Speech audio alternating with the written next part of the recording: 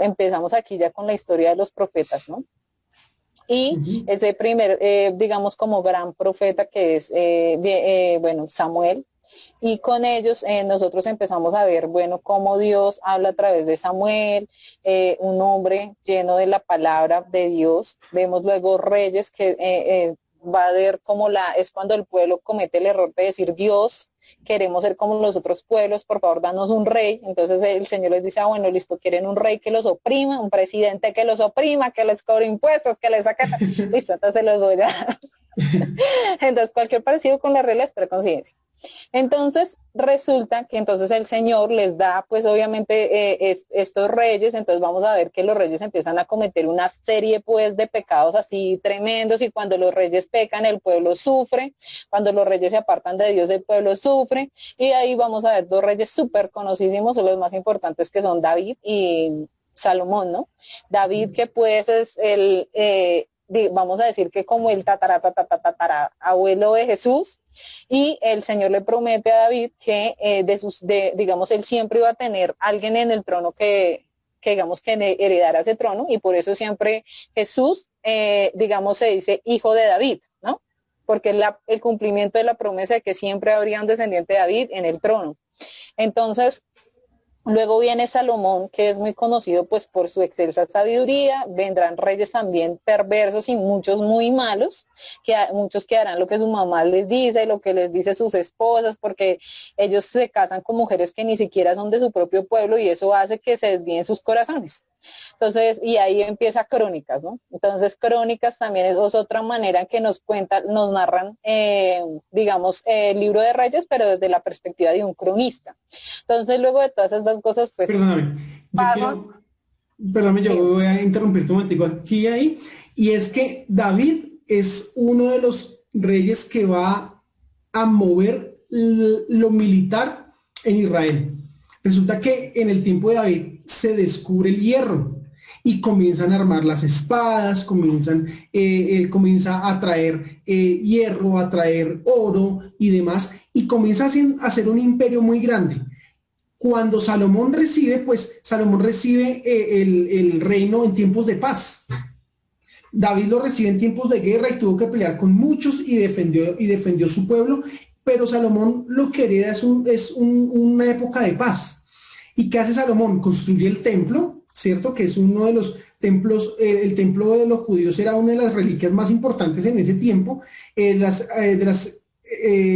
arquitecturas más grandes de ese tiempo. Pero además, Salomón también va a estar en un tiempo en el que es importantísimo los tratados sociopolíticos con otras naciones. Y por eso él tiene casi 1000 esposas.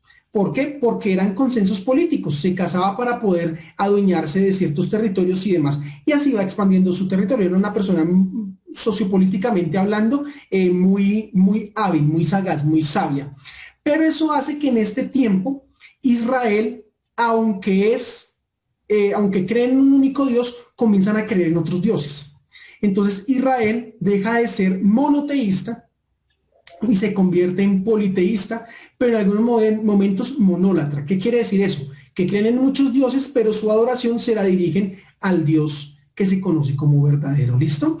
Y eso también nos lo narra, pues, ¿por qué? Porque se desviaron los corazones, como dice la profe Gina, y porque hubo un sincretismo religioso, se mezclaron culturas por las decisiones de Salomón.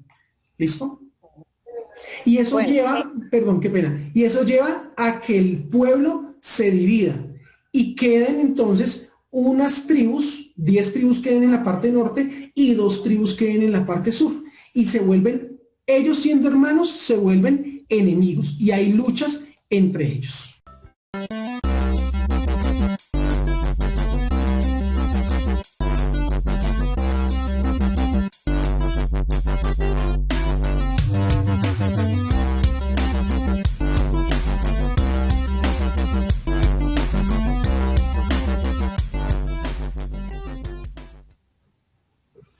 entonces, bueno, también es muy importante ver que lo que dice el profe, y es que cuando ellos empiezan están las dos divisiones, ¿no? El norte y el sur con capital Jerusalén y el otro con capital Samaria. Entonces, ¿qué es lo que pasa allí? No solamente es una división de enemigos, sino que los del norte se vuelven politeístas. O sea, la mayoría de reyes del norte nunca adoraron a Dios y crean sus propios dioses con el fin de apartar completamente a los del norte, digamos, de la creencia de un Dios único y verdadero. Mientras que el sur permanece, ¿sí? Y en el sur encontramos la tribu de Judá, ¿sí? Y por eso viene también de allí el nombre de los judíos, ¿cierto? Entonces, luego de esto, nosotros vamos a encontrar, debido al comportamiento del pueblo, llegan los primeros imperios a invadir, ¿no? Entonces, el primer imperio que los invade son los asirios, ¿no, profe? Ujú. Y con los asirios nosotros vamos a ver también que llegan varios libros y desde el exilio vamos a tener 3 escritos claros que nos interesan con respecto a los históricos, que son Esdras, Nehemías y Esther. Entonces, Esdras y Nehemías son los libros de la reconstrucción, de volver a Dios, de volver a edificar el templo que ha sido completamente destruido. Es el llanto por el anhelo de volver a adorar a Dios desde un lugar, porque ellos pensaban que Dios solo los escuchaba si lo adoraban desde Jerusalén. O sea, ellos en ese momento tenían esa idea, ¿no? Porque Dios estaba, o sea, los dioses de ese momento estaban muy referenciados al lugar, ¿sí? Por eso nosotros vemos posteriormente que Jesús, cuando se encuentra con la samaritana, le dice, entonces ella le hace esa pregunta, le dice que los judíos dicen que desde cómo se adorarán, cómo se debe adorar, desde dónde es la adoración correcta. Entonces Jesús le responde que de cierto, le dice que muy pronto, desde cualquier lugar se podrá adorar a Dios y que lo único importante será adorar en espíritu y en verdad, ¿no? Y desde cualquier lugar, de cualquier lengua, nación, no importa. Entonces lo que está diciendo ahí, lo importante es el corazón. Entonces luego vemos a Esther, ¿no? Y Esther es una mujer judía, dice el texto que era bellísima, y el rey, pues como la esposa del rey se niega a acompañarlo a un banquete, pues él se pone furioso y entonces hay alguien que lo aconseja y él saca a esa mujer porque pues lo menospreció delante de todos y hace un concurso de belleza y resulta que Esther, pues como era tan linda, quedó de reina. Pero Esther era judía. Entonces resulta que el Señor la puso ahí para preservar su pueblo. ¿Por qué? Porque dentro de ellos había un hombre que digamos, que no se arrodillaba, o sea, que también era judío, que no se arrodillaba frente a los que servían al rey. Y eso ocasionó muchos malos entendidos, entonces hizo que empezara a haber una persecución hacia los judíos. Y el Señor utilizó a Esther para preservar su pueblo y voltear completamente esa historia. Entonces, Esther es una reina que es judía, pero es reina en otra nación. ¿Con qué propósito? Preservar el pueblo de Dios. Y con esta historia estaremos cerrando los libros históricos. Muy bien, listo. Entonces ahora vamos a ir con la tercera división. Ya tenemos el Pentateuco, que son Génesis, Éxodo, Levítico, Números y Deuteronomio. Tenemos los libros históricos que van desde Josué hasta Esther, que son 12 libros. Y ahorita vamos entonces con los libros poéticos. Y los libros poéticos también se pueden llamar libros de poesía o de literatura sapiencial. Cuando hablamos de la sapiencia estamos hablando de sabiduría, ¿listo? Que son libros cargados de sabiduría o libros cargados de poesía. En el siguiente periodo vamos a ver lo que es la poesía hebrea, el paralelismo hebreo. No me voy a detener, o no nos vamos a detener en qué es el paralelismo hebreo, pero tienen una forma pero muy particular de hacer poesía, que es diferente a la de la rima, es diferente a la poesía española, ¿listo? Y la poesía, pues, va más allá de la simple prosa. La prosa es lo que nosotros estamos hablando, el lenguaje común. La poesía es utilizar palabras que amplifiquen la estética de la realidad, que amplifiquen la estética, en este caso, la estética de Dios, es decir, lo bello, ¿listo? Estos libros poéticos o de sabiduría son 5 y son Job, Salmos, Proverbios, Eclesiastés y Cantar de los Cantares. El primer libro, Job, algunos creen que este libro, Job, es uno de los primeros libros que se escribieron en la Biblia. La Biblia no está escrita cronológicamente, pero sí está escrita lógicamente. Es decir, está armada como un rompecabezas, aunque no siga las líneas del tiempo. Pero todo encaja muy bien. El libro de Job, parece ser que Job era contemporáneo con Abraham, con el Abraham que se narra en Génesis, ese que tuvo los dos hijos que fueron Isaac e Ismael. Y Job nos narra la vida de un hombre que, siendo justo, pasa por muchas adversidades, pero al final Dios lo recompensa. ¿Listo? Los salmos, son 150 salmos. Los salmos pueden ser himnos, pueden ser cantos, pueden ser poemas que la gente le dedicaba o que la gente componía en ciertos momentos de la vida.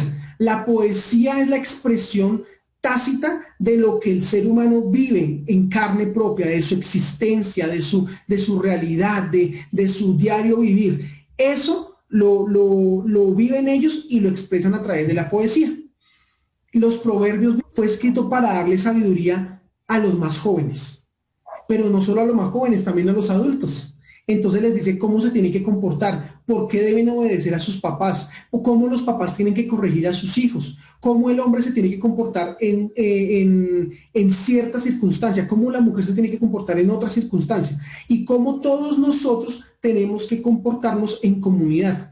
Entonces los proverbios vienen a ser dichos importantísimos, como los dichos que nosotros tenemos. Entonces los proverbios en ese tiempo eran tan importantes porque era la doxa popular, es decir, era lo que la gente decía en el común para que los demás tomaran como suyo, lo apropiaran y fueran sabios en su día a día. Entonces digamos que algunos le decían: hijo mío, toma las palabras de tu papá, de tu mamá y adórnalas en el cuello como un collar bonito.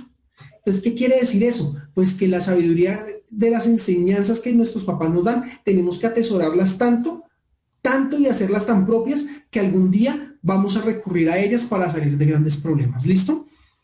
Bueno, Eclesiastés junto con Cantar de los Cantares, nosotros vamos a ver que esos dos textos los escribe también Salomón, el hijo de David, y que pues Dios le había dado toda la sabiduría del mundo.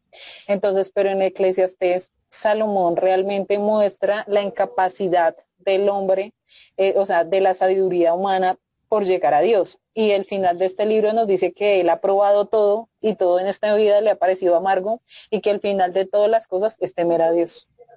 Entonces, en eso termina el libro de Eclesiastés, mostrando una comparación entre la sabiduría divina y la sabiduría humana, que la sabiduría divina es pacífica, es gentil, ¿sí? Es extendida al otro, mientras la sabiduría humana, pues muchas veces lo que busca es dañar al otro, es hacer el mal. Hay mucha gente que puede tener sabiduría, pero la sabiduría también empleada para lo malo existe, y es la sabiduría humana. Mientras que la sabiduría... el necio. Exactamente. Mientras la sabiduría divina nos lleva a caminar en ese propósito de Dios. Y luego viene el texto de Cantar de los Cantares, donde es un libro escrito por también Salomón, donde pues como Salomón tuvo muchas mujeres, ¿no? Como bien lo decía el profesor, era un hombre que no repetía concubina sino cada 3 años. O sea, imagínense eso, cada 3 años una mujer podía volver a estar con él, ¿sí? Entonces, como el profe bien lo decía, ellos hacían esas uniones que eran más por una cuestión de estrategia que cualquier otra cosa, porque pues el Señor siempre quiso que cada hombre tuviera una sola esposa, ¿cierto? Era como la voluntad de Dios para con los hombres. Entonces, en Cantar de los Cantares dice que él tuvo una que era su preferida, su amada, con la que él siempre quería estar. Entonces, eso es lo que nos cuenta Cantar de los Cantares.